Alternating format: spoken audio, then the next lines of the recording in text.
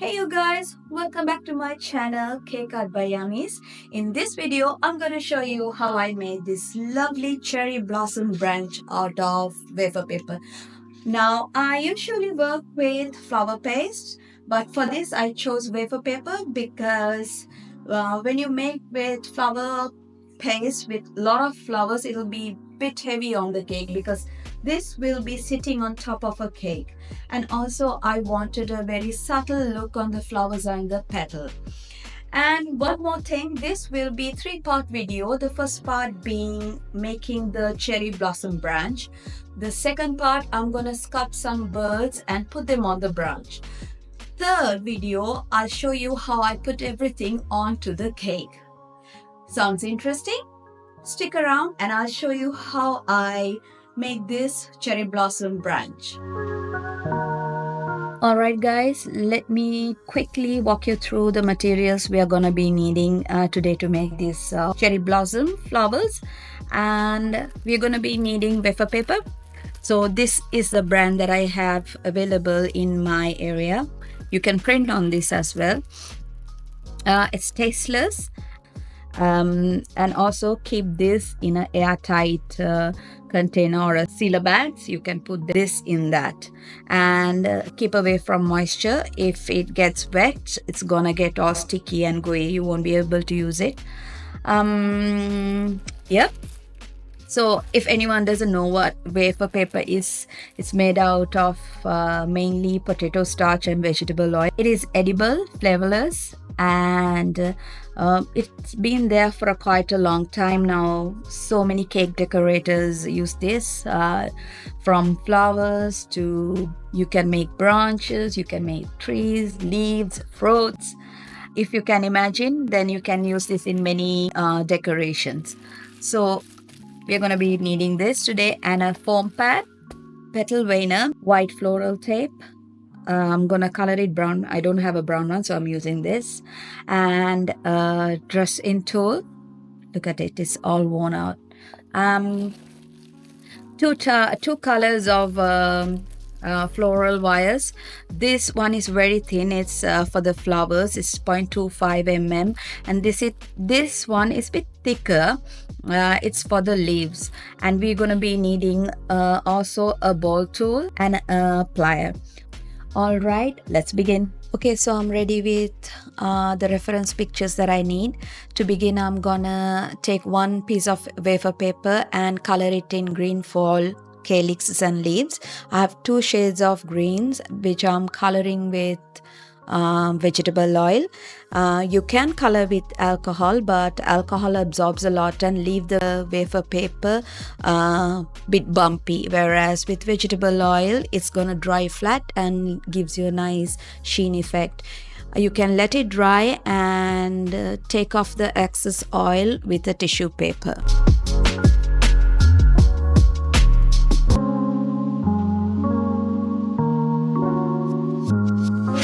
Here I'm tracing the flower petals onto the wafer paper. I have different sizes and shapes of petals that I've taken, and also the calyxes and the leaves also I have in different sizes and shapes. Now for the flower petals, I've not colored the paper. I'll be coloring it later after I cut all the flower petals.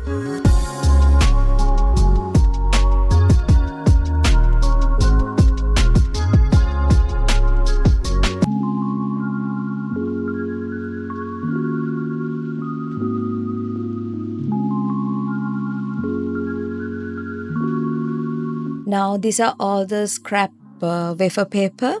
So to make the wafer paper glue, you add 2 tablespoons of hot water and add all the scrap to it. Shake it a bit and let it absorb, and you have your wafer paper glue. Okay, I started coloring my petals for the flowers.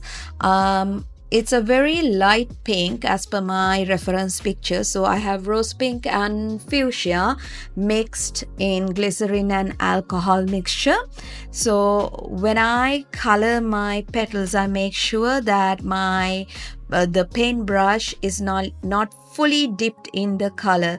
I dip only the tip of my paintbrush, take off the excess paint to a tissue paper, then go and paint the color, the petals.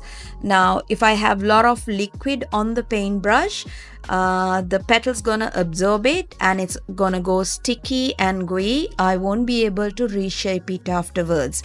Once I color both sides of the petals, I'm gonna get my veiner, my dressing tool and my ball tool, and I'm gonna give some movements to the petals as per my reference pictures. And once I do that, I let the petals dry.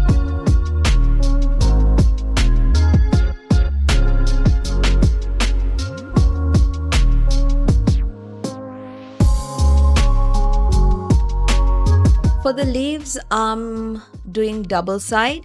Dab a little bit of wafer paper glue onto one side, put your floral wire and then cover it with the other paste. And then you can get your petal veiner and give a little bit of veining on the leaf. Then you can reshape the leaves according to the way you like.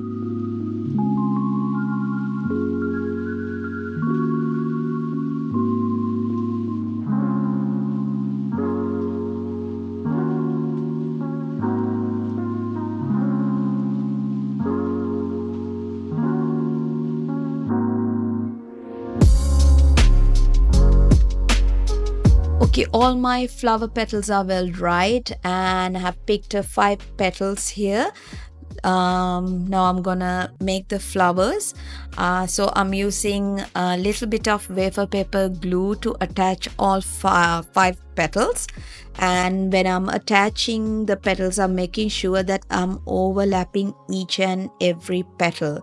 I'm using a flower pad. It's very easy to make the flower and let it dry on the flower pad. And when I'm attaching the last petal, I make sure that I overlap the last petal between the first petal and the 4th petal.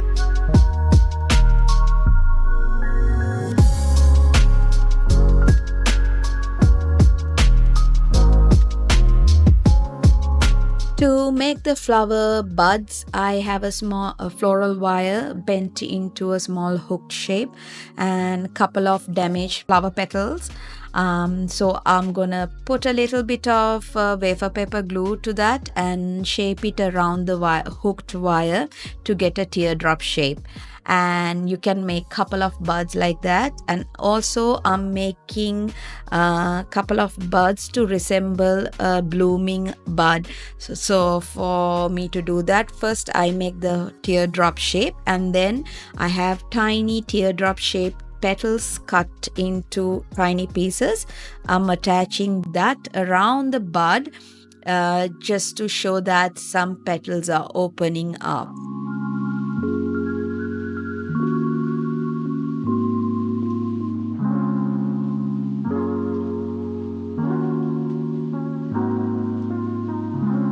Okay, everything is ready to put the flower together. Now I have floral wire cut into different lengths and I have bent it to make a small hook.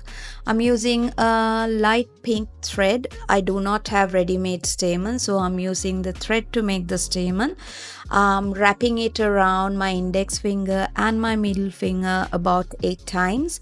Then cut off the thread and twist it and fold it in the middle and pass the hooked wire through that. And I'm making sure that I tighten it so that the thread won't move around. My thread is a bit flimsy, it keeps falling apart, so to prevent that I'm taking a small piece of floral tape and I'm wrapping it at the base of the thread to the floral wire, making sure that tighten it well so it stand upright, and snip off the excess from the wire hook. The base of the floral wire to the top, it's about 1 centimeter. That depends on the size of your flower, so I have different sizes of flowers there, so accordingly I snip off the thread.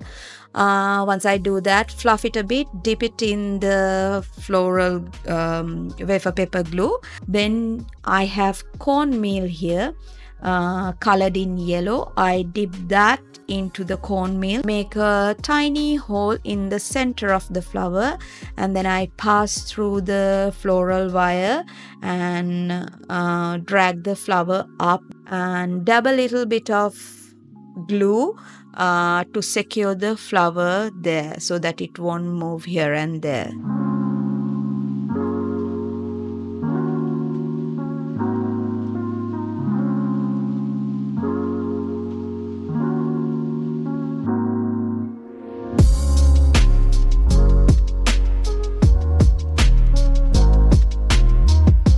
Before I attach my calyxes to the buds and the flowers, I'm giving it a little bit of a shape with my dressing tool, and once I do that, I can pass it through the floral wire and attach it to the buds and the flowers. Now for the buds, I'm going back and coloring it and giving it a little bit of highlight.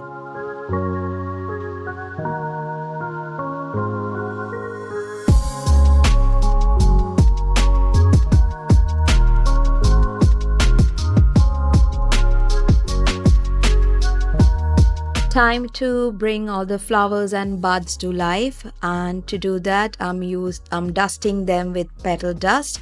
So I have leaf green, moss green, crimson, lemon yellow and pink, and I'm also using cornstarch to adjust the shades of the colors. When I'm coloring this, there's no right or wrong way or a proper way.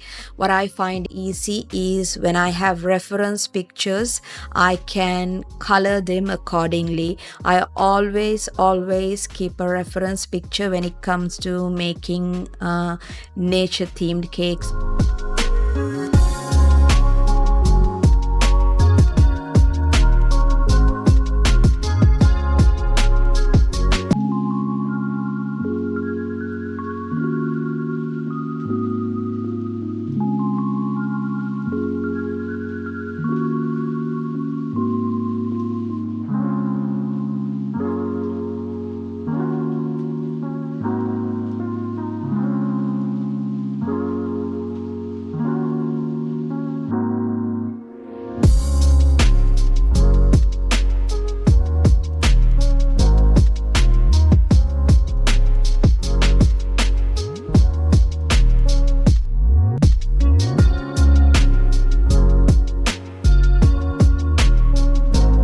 Here I'm attaching the white tape to the flowers. So I'm wrapping it around and push it up to the base of the flower and then wrapping it around the floral wire. Once I finished attaching the floral tape to all the flowers, it's time to put everything into small bunches or sprigs. So there is no right or wrong way to do that. I have the images or the sketches, so accordingly I pick my flowers and buds and leaves and put them into sprigs.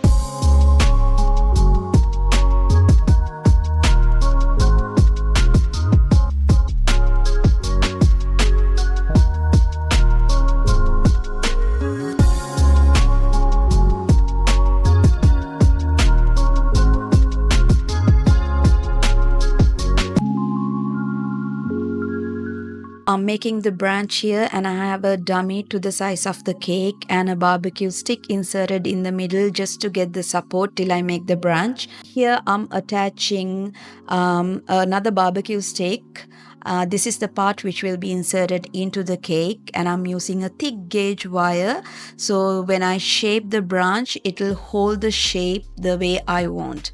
And of course I have drawn a picture how I want the branch to spread out onto the cake, and I'm making the branch according to that sketch.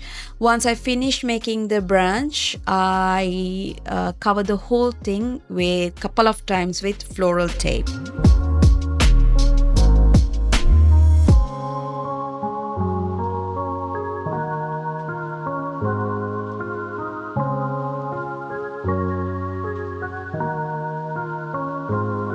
The branch is done and I'm happy with the way it looks. Now attach all my flowers onto the branch and making sure that I attach it securely there with the floral tape.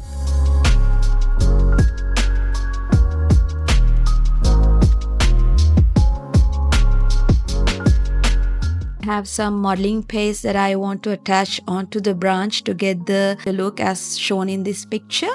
As you can see, you get little bumps and humps on the branch, and especially to the thick part of the branch where I'm attaching now, I want it to have a more natural look. So I'm creating that look as per the image I have, with tiny bumps there and lines and creases and all that you would find on a branch.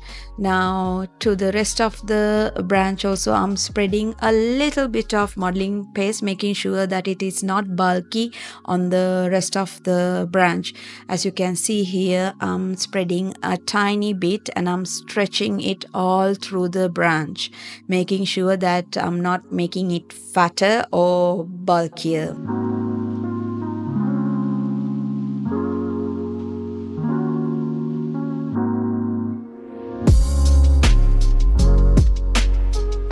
We are kind of done with this. The final step is to bring it to life and dusting with petal dust. And I have the same color palette that I've been using throughout this project, and of course I have my image for reference. As per that, I color the whole branch. So the thicker part, I give it a little bit of a darker shade of red and brown, and when it comes to the thinner part of the branch where the flower sprigs are, it has a little bit of green and yellow hints.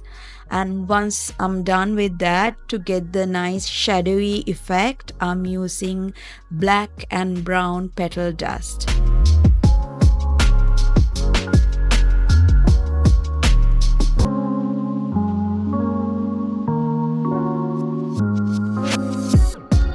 Okay, so this is the final look for the cherry blossom branch.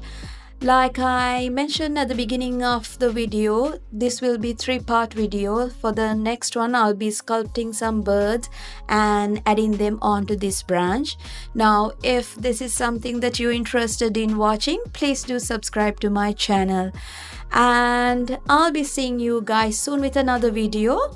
Until then, take care.